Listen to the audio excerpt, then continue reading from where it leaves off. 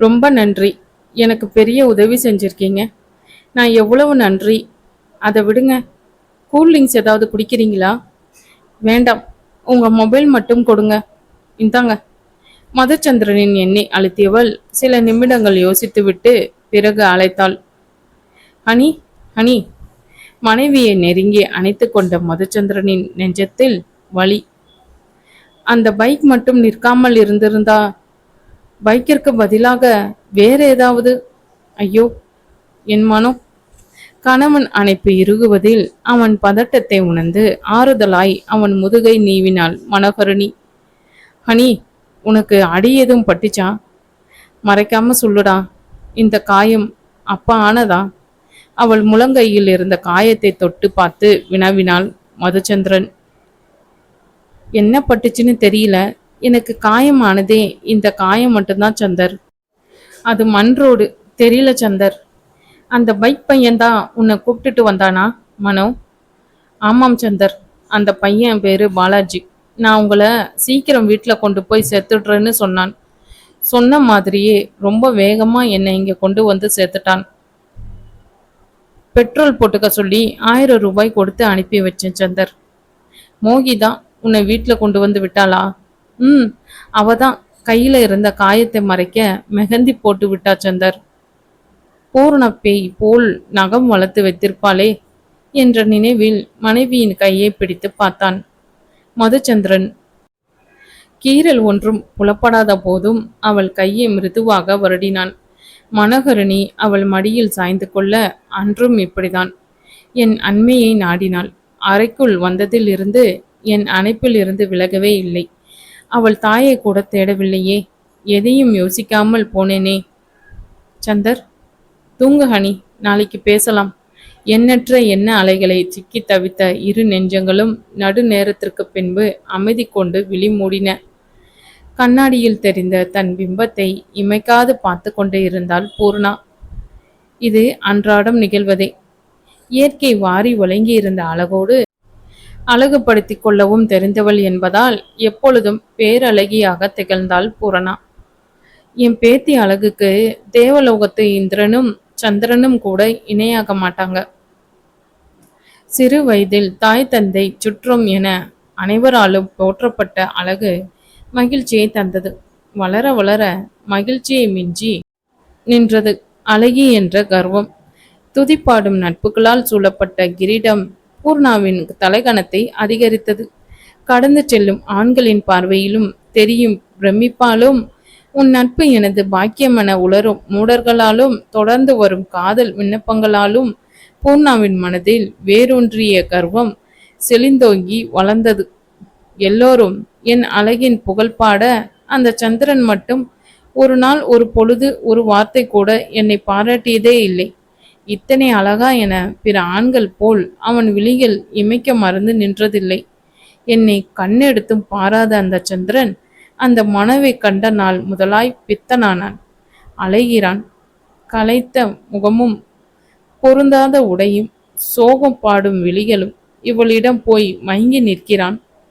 அவன் வீட்டில் உள்ளவர்களும் அவளை கொண்டாடுகிறார்கள். அவள் அம்மாவிற்கு அவளை கொஞ்சுவதற்கே நேரம் போதவில்லை. அந்த மோகியும் அகியும் அதற்கு மேல். இந்த மனவிடம் அப்படி என்னதான் இருக்கிறதோ? ஒழுங்காக சிரிக்க கூட மாட்டாள். ஏதாவது கேட்டால்தான் வாயே திறப்பாள். ஊமை போல் இருந்தவள் என்ன பேச்சு பேசுகிறாள்? அவன் சொல்லிக் கொண்டே இருந்திருப்பான். அவனை கண்ணீர் விட வைக்காமல் என்று நினைத்தால் நான் தான் ஏமாந்து போனேனே. மனவை நான் குறைத்து மதிப்பிட்டு விட்டேன். மனவை புரிந்து கொள்ளவும் தவறிவிட்டேன். எத்தனை காதலோடு அன்று அவன் நெற்றியில் முத்தமிட்டாள். மனோ, சந்திரனை புரிந்து கொள்வதற்குள் அவள் மனதை குழப்பி விடலாம் என்று நினைத்தேனே. அத்தனையும் வீணானது. இவன் இப்படி உருகி உருகி காதலித்தால் அவள் மயங்காமலாயிருப்பாள். சந்திரன் எதற்காக இவளை இத்தனை நேசிக்கிறான்? பூர்ணா, பூர்ணா, கதவை திற. மாப்பிள்ளை வந்திருக்கார். வரமா. தன் குரோத முகம் மறைத்து புன்னகை முகமாக எழுந்து ஹாலிற்கு சென்றாள் பூர்ணா. ஹாய் பூர்ணா. விமல், நீங்க இந்த நேரத்தில்? என் டார்லிங் நேற்று டல்லா இருந்தாலே, என்ன விஷயம்? அம்மா அப்பாவை நினைச்சா? என்ன பூர்ணா இது? நீ எப்ப வேணாலும் உன் அம்மாவை அப்பாவையும் பார்க்க இங்க வரலாம். நானும் அம்மாவோ எந்த தடையும் சொல்ல மாட்டோம். ப்ராமிஸ் போதுமா? ப்ராமிஸ் இல்லாமல் எதுக்கு விமல்? நான் உங்களை நம்புறேன். தேங்க்ஸ். கல்யாண பொண்ணா அழகா சிரிச்சிட்டு இரு. நான் கிளம்பவா? நைட்டு பேசுகிறேன். ஏன் விமல்? முக்கியமான ஒருத்தரை பார்க்கணும் போகணும் பூர்ணா. சரி கிளம்புங்க. பாய். விமல் சென்ற திசையையே பார்த்தபடி நின்றாள் பூர்ணா.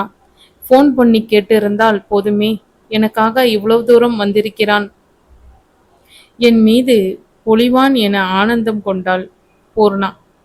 சந்திரன் மனம் மீது பொழியும் காதலை விமலும் இனி அவள் கடுந்தவமாக இருக்கப் போவதை அறியாமல் பாத்திரத்தில் இருந்த பணியாரமாவை கரண்டியால் கலக்கி கொண்டிருந்த மனோகரணியை சப்தம் எழுப்பாமல் சென்று மெல்ல அணைத்தான் மதுச்சந்திரன். Good morning honey. அச்சோ விடுங்க, யாராவது வரப்போறாங்க. நாம இருக்கிற இடத்துக்கு யாரும் வரக்கூடாதுங்கிறது இந்த வீட்டோட எழுதப்படாத விதி. மறந்துட்டேன். கிச்சன்ல என்ன குட்டி பண்ற? என்னோட சந்தருக்காக சுவையான பணியாரம் செஞ்சுக்கிட்டு இருக்கேன். புதினா வாசம் பசியை கிளப்புதே. எனக்கு ஊட்டி விடுறியா ஹனி? 5 நிமிஷம் சந்தர். இந்த மாவை மட்டும் ஊத்தி விடுறேன். சூடா எடுத்து சாப்பிடலாம். மதுச்சந்திரன் சமையல் மேடையில் அமர அவள் அருகில் அமர்ந்து ஊட்டிவிடத் தொடங்கினாள் மனோகரணி. அவள் கண்களில் வெளிப்படும் நேசத்தை கண்ட அக்காதலன் நெஞ்சத்தில் இதயம் கூடியது. நீயும் சாப்பிடு ஹனி. நான் அப்புறம் சாப்பிட்றேன் சந்தர். ம். நீ எனக்கு ஊட்டி விடு, நான் உனக்கு ஊட்டி விடுறேன். 2 பேரும் சாப்பிடலாம். ம். அவர்கள் உணவை முடிக்கவிருக்கும் தருவாயில் ஒரு பலத்த சிரிப்பு சத்தம் கேட்டது. அச்சோ, நரேன் அண்ணா. சந்தர், நம்ம நரேன் தானே ஹனி? மதுச்சந்திரன் ஹாலுக்கு சென்று நரேந்திரனை வரவேற்க பழச்சாறு எடுத்து வந்து நரேந்திரனை உபசரித்தாள் மனோகரணி. ஒரு அவசர வேலையா ஊருக்கு கிளம்புறேன் சந்திரா. திணுவை பத்தி அம்மா அப்பா கிட்ட பேசட்டுமா? பேசிடுங்க நரேன். நானும் திணி வீட்டில் பேசுறேன். நல்ல நாளா பார்த்து உங்க வீட்டுக்கும் வரோம். சரி சந்திரா, இனியாவ நாளைக்கு வந்து கூப்பிட்டுட்டு போறேன். இன்னொரு வாரம் இருக்கட்டும்னா. இனி இங்க தானே இருக்க போறோமா? சரிண்ணா. நாளைக்கு போயிட்டு 10 நாள் கழிச்சு வரேன். அப்போ வீட்டு ரெஜிஸ்ட்ரேஷனை வச்சுக்கலாம். மனோ, அவசரம் இல்லைண்ணா, மெதுவா பண்ணிக்கலாம். நீங்க பேசிட்டு இருங்க. நான் சத்யாவுக்கு ஃபோன் பண்ணி லேட்டா வரேன்னு சொல்லிட்டு வந்துடுறேன். மதுச்சந்திரன் தன் அறைக்கு செல்ல, ஏதாவது பிரச்சனையோன்னு பயந்து போய் வந்தேன் மனோ. இப்பதான் நிம்மதியா இருக்கு. அண்ணா, நேத்து போன்ல டல்லா பேசினிய மனோ. அதான் பார்த்துட்டு அப்படியே சொல்லிட்டு போகலாம்னு வந்தேன். நான் சொன்னேனே, அந்த பொண்ணு பூர்ணா பத்தி ஏதாவது குழப்பம் பண்ணிக்கிட்டே இருக்கான்னு. அந்த யோசனை தான். வேற எந்த பிரச்சனையும் இல்லைண்ணா. சந்திரன் உன் மேல உயிரா இருக்காருன்னு உனக்கு அப்புறம் எதுக்கு வீணா மனசை போட்டு குழப்பிக்கிட்டு இருக்க? இந்த பூர்ணா ஏன் இப்படி இருக்காங்கிற யோசனை தானா, வேற ஒன்றும் இல்லை. நீங்க கவலைப்படாதீங்க. ஏதாவது பிரச்சனைனா என்னை கூப்பிடு மனோ. சரிண்ணா. சந்திரனே காணும். நான் கிளம்பட்டுமா? அவங்க பேச ஆரம்பிச்சா பேசிக்கிட்டே இருப்பாங்க. இங்க எல்லோருமே பழகுறதுக்கு இனிமையானவங்களா இருக்காங்க மனோ. ஆமாண்ணா. மது வீட்டில் இல்லையா? அவ காலேஜுக்கு போயிருக்கானா? சரி மனு, இனியா கிட்ட சொல்லிட்டு கிளம்புறேன். நான் வரேண்ணா. நரேந்திரனோடு தாயை கண்டு வருவோம் என தானும் சென்றாள் மனோகரணி. நேரம் நகர்ந்து கொண்டு இருந்தது. கணவன் தனியே அமர்ந்து வருந்தி கொண்டு இருப்பானே என தாயிடமிருந்து விரைவிலேயே திரும்பிவிட்டாள் மனோகரணி. மதுச்சந்திரனும் மனோகரணி எண்ணம் சரி என்பதை நிரூபிப்பவன் போல் அவள் புகைப்படத்தை பார்த்து கொண்டிருந்தவன் மேஜை மேல் வைத்துவிட்டு கண் மூடினான். என்ன மன்னித்து விடு மனோ. நாளும் உன்னை ஆனந்த மலையில் நனைய செய்வதாய் உறுதி கொண்டேன். தவறிவிட்டேன். நான் தவறிவிட்டேன். கைப்பிடித்த முதல் நாளிலேயே தவறிவிட்டேன். பாவம் மனோ. என்னிடம் பொய் சொல்லிவிட்டதற்காக வருந்திருப்பாள். உண்மையை சொல்ல பயந்திருப்பாள். உண்மையை மறைக்கிறோம் என தவித்திருப்பாள். நீ அருகில் வந்தாலே என் சிந்தை மயங்கி விடுகிறது. எதையும் நான் யோசிப்பதில்லை. யோசித்திருந்தால் அன்றே உன் பொய்யை அறிந்திருப்பேன். உன்னை தவிர்க்க வைத்திருக்க மாட்டேன். இன்று பூர்ண விஷயத்தை பேசி முடித்துவிட வேண்டும் என நினைத்தபடியே வந்த மனோகரணி படுத்திருந்தவனின் அருகில் சென்று அமர்ந்தாள். ஹனி, துள்ளி எழுந்து அமர்ந்தான் மதுச்சந்திரன். அவன் நெற்றியில் கிடந்த முடிகளை மனோகரணி விளக்க அவள் கரத்தை பிடித்து தன்னுடையதில் வைத்து கொண்டான். என்னை மன்னிச்சிடு ஹனி. சந்தர், நான் அவளை பேச போய்தானே. நீங்களா? பூர்ணாவே எதுவும் பேசல சந்தர். அவங்க உங்களை பேச வச்சிட்டாங்க. எப்படியோ என் பேச்சு தானே காரணம். மனோ, உனக்கு எவ்வளவு ஆபத்தை ஏற்படுத்திட்டேன். இல்லை சந்தர், உனக்கு ஒரு துளி வலியை கூட கொடுக்க கூடாதுன்னு நினைச்ச ஹனி. உன் மனசுல ஒரு சின்ன வருத்தம் கூட இருக்கக்கூடாதுன்னு நினைச்ச ஹனி. உனக்கு சந்தோஷத்தை தவிர வேற எந்த உணர்வுமே தெரியக்கூடாதுன்னு நினைச்ச ஹனி. மதுச்சந்திரன் விழிகளில் தழும்பிய நீர் அவன் கன்னத்தில் உருண்டது. சந்தர், அவன் முகத்தை ஏந்தி கண்ணீரை துடைத்த மனோகரணி அவன் நெற்றியில் முத்தமிட்டு கணவனின் தலையை தன் நெஞ்சோடு அணைத்து கொண்டாள். மனோகரனின் விழிகளில் புறப்பட்ட வைகை அவன் தலை நனைக்க விரைவிலேயே தன் கண்ணீரை கட்டுப்படுத்தி கொண்டு நிமிர்ந்தான் மதுச்சந்திரன். இனிமேல் இப்படி அழாதீங்க சந்தர், நீயும் என்றான் அவள் கண்ணீரை துடைத்தபடி. நீங்க தான் காரணம்னு மனசை போட்டு வருந்திக்காதீங்க சந்தர். நான் தான் எந்த ஆபத்தும் இல்லாம உடனே வந்துட்டேனே. அப்புறம் என்ன சந்தர், எதுக்கு அழறீங்க? உனக்கு ஒரு துன்பம் என்னால் ஏற்பட்டதை என்னால தாங்க முடியல ஹனி. பூர்ணா உன்னை ஏதாவது சொல்லி இருந்தாலோ செஞ்சு இருந்தாலோ உனக்கு ஏதாவது ஆகியிருந்தாலோ ஹனி, அந்த காட்சிகள் என்னை துரத்துது ஹனி. என்ன சந்தர் இது? நடக்காததை எல்லாம் எதுக்கு கற்பனை பண்ணிக்கிட்டு வழிய வர வச்சுக்கிறீங்க?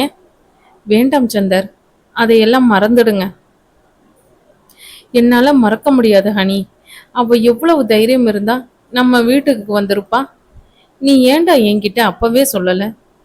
அப்போ எல்லோரும் அத்தை பர்த்டேவை கொண்டாட போற சந்தோஷத்துல இருந்தோம் சந்தர். அந்த சந்தோஷத்தை நான் கெடுக்க விரும்பல. நான் சொல்லியிருந்தா வீட்டோட சூழ்நிலையே மாறி இருக்கும். என்கிட்ட மட்டுமாவது சொல்லியிருக்கலாமேடா. அவன் நெஞ்சில் கை வைத்த மனோகரணி, நான் கடத்தப்பட்டதை தாங்குற சக்தி இந்த இதயத்துக்கு இல்லையே சந்தர். ஹனி, கடைசி வரைக்கும் மறைச்சிடலாம்னு நினைச்சியா? ஒரு நேரம் சொல்லலான்னு தோணும், மறுநேரம் வேண்டான்னு தோணும். என்னால எந்த முடிவுக்கும் வர முடியல சந்தர். ஹனி, அவள் கரத்தை எடுத்து உள்ளங்கையில் மெல்ல முத்தமிட்டான் மதுச்சந்திரன். சந்தர், நான் ஒன்று சொன்னா கேட்பீங்களா? நீ என்ன சொன்னாலும் கேட்ப ஹனி.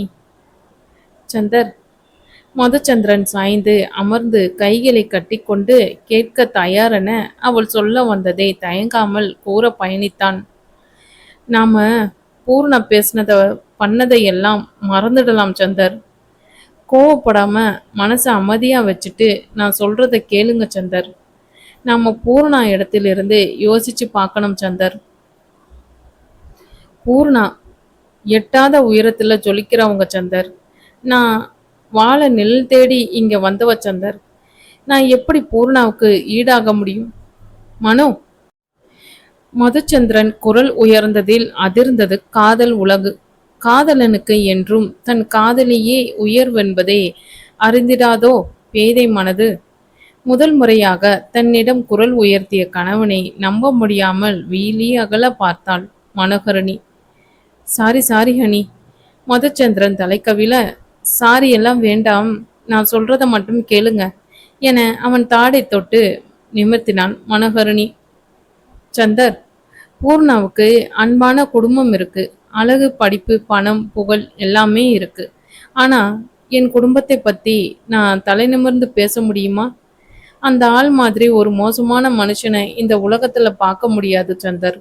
படிப்பும் இல்லை, அவ்வளவு பணமும் இல்லை, பூர்ணா மாதிரி நிறமோ அழகோ இல்லை சந்தர். என்கிட்ட எதுவுமே இல்லை சந்தர். இவை அனைத்தையும் காட்டிலும் மென்மை கொண்டது ஒருவரின் குணமல்லவா? இப்படி எல்லாமே இருக்கிற பூர்ணா கிட்ட போய் எதுவுமே இல்லாத நான் உயர்வுன்னு சொன்னா அதை பூர்ணாவால் எப்படி தாங்கிக்க முடியும் சந்தர்? முடியாதுதான். பூர்ணா போன்ற கர்வம் கொண்ட தற்பெருமை பேசும் ஒருத்தியால் நிச்சயம் முடியாது. மனவை நான் உயர்த்தி கூறியதே அவளை குரோதம் கொள்ள செய்திருக்கும். மதுச்சந்திரனின் கைப்பிடித்து அவள் விரல்களோடு தன் விரல்களை பிணைத்து கொண்டான். மனோகரணி, உங்களை மாதிரி ஒரு அழகான ஆண் பூர்ணா மாதிரி ஒரு பேரழகி பக்கத்தில் இருக்கிறப்போ ஓடி ஓடி களைச்சி களை இழந்து போயிருக்கிற என் முகத்தை பார்த்தா அந்த அழகான பொண்ணு மனசு என்ன பாடுபடும்?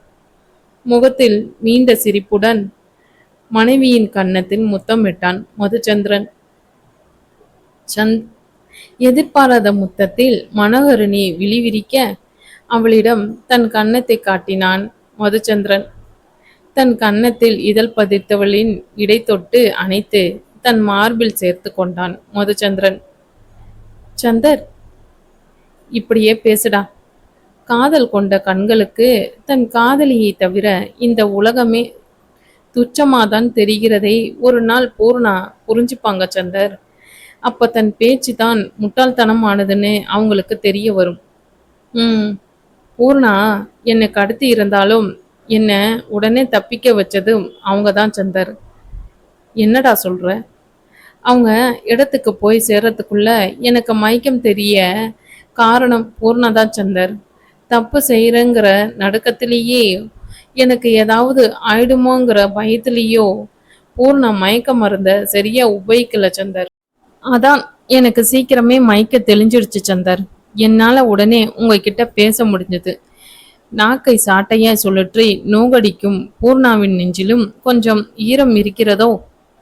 பூர்ணா முதலில் எப்படி இருந்தாங்கன்னு யோசிச்சு பாருங்க சந்தர். என்கிட்ட கூட அன்பாதான் இருந்தாங்க. அம்மா கிட்ட அவ்வளவு மரியாதையா பேசுவாங்க. இங்கேயும் மதிக்க மது எல்லார் மேலேயும் அவங்களுக்கு அன்பு இருக்குன்னு சந்தர். அவங்க ஆத்திரத்துல யோசிக்காம வார்த்தையை விட்டுட்டாங்க சந்தர். உண்மைதான் மனோ. ராதம்மா பூர்ணா மேல நிறைய அன்பு வச்சிருக்காங்க சந்தர். அவங்களுக்கு இதெல்லாம் தெரிய வேண்டாம். மனசு அடைஞ்சு போயிடுவாங்க. அவங்களுக்காக நாம பூர்ணாவை மன்னிச்சு விட்டுடலாம் சந்தர். உனக்காக, உன்னோட இந்த உயர்ந்த குணத்துக்காகவே பூர்ணாவை மன்னிச்சு விட்டுடலாம்னு தோணுது ஹனி. சந்தர், ஆனா என்னால் அது முடியாது ஹனி. அவளை தண்டிக்காம வேணா விடுறேன். மன்னிக்கவும் மறக்கவும் எனக்கு கொஞ்சம் காலம் ஆகும் ஹனி. இது போதும் சந்தர். தேங்க்ஸ் தேங்க்ஸ் என அவன் இரு கன்னத்திலும் மாறி மாறி முத்தமிட்டாள் மனோகரணி. சந்தர், மதிக்கா சத்யா அண்ணாவுக்கு தெரியுமா பூர்ணா பேசினது? நீங்க பேசினது எல்லாம்? இல்லடா, நான் சொல்லல. பூர்ணாக்கு என் மேல அப்படி ஒரு எண்ணம் இல்லைன்னு மட்டும்தான் சொன்னேன்.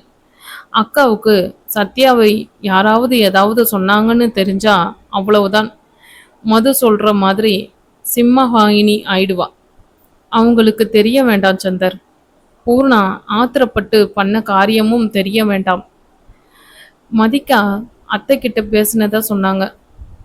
அத்தை பூர்ணா கிட்ட பேசினா அதுக்கப்புறம் அவங்க நம்ம வழிக்கு வர மாட்டாங்க சந்தர். வரவும் முடியாது. கல்யாணம் பண்ணிக்கிட்டு நல்லா இருக்கட்டும். நாம அவங்க பண்ணதை எல்லாம் மறந்துடலாம். ஆமோதிக்க உங்க மனசுல பூர்ணா மேல இருக்கிற மதுச்சந்திரன் மௌனமாய் அவள் கூற்றை கோபத்தையும் வெறுப்பையும் விட்டுடுங்க சந்தர். என் சந்தர் மனசுல அன்பு மட்டும்தான் நிறைஞ்சிருக்கணும். உத்தரவு ராணி. ஹோட்டலுக்கு கிளம்புங்க. ஹோட்டலுக்கா? ஏன் சந்தர்?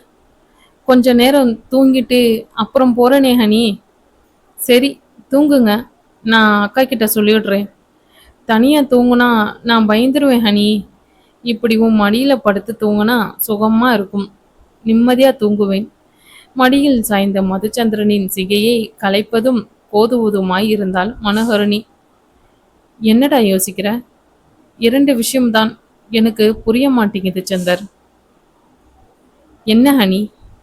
பூர்ணா இப்படி யோசிக்காம ஒரு காரியம் பண்ணியிருக்காளே, செல்வாக்கும் தெரிஞ்ச மாதிரி மற்றவங்களுக்கு தெரிஞ்சா என்ன ஆகும் சந்தர்? பூர்ணாவோட அப்பாவுக்கு தெரிஞ்சாலே பிரச்சனை ஆயிடுமே.